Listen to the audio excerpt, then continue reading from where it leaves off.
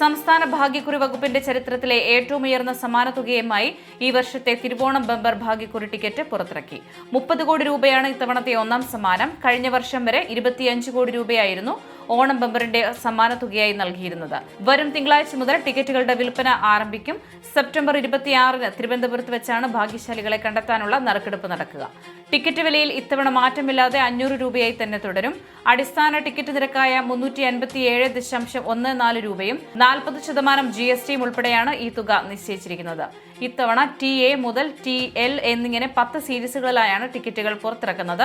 ഒന്നാം സമ്മാനത്തിന് പുറമെ വലിയ ഇതര സമ്മാനങ്ങളും ഇത്തവണ കാത്തിരിക്കുന്നുണ്ട്. രണ്ടാം സമ്മാനമായി 1 കോടി രൂപ വീതം 20 പേർക്കും, മൂന്നാം സമ്മാനമായി 25 ലക്ഷം രൂപ വീതം 20 പേർക്കും ലഭിക്കും. പ്രാഥമിക ഘട്ടത്തിൽ 90 ലക്ഷം ടിക്കറ്റുകൾ ഏജന്റുമാർക്ക് നൽകാൻ നിശ്ചയിച്ചിട്ടുണ്ടെങ്കിലും പൊതുജനങ്ങളുടെ ആവശ്യകത അനുസരിച്ച് കൂടുതൽ ടിക്കറ്റുകൾ അച്ചടിക്കുമെന്നും ഭാഗ്യക്കുറി വകുപ്പ് അറിയിച്ചു.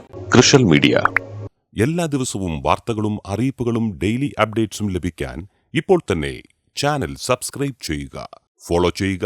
നിങ്ങളുടെ ലൈക്കും ഷെയർ നൽകി ഞങ്ങളെ സപ്പോർട്ട് ചെയ്യുക. നിങ്ങളുടെ അഭിപ്രായങ്ങൾ കമന്റ് ബോക്സിൽ രേഖപ്പെടുത്തുക.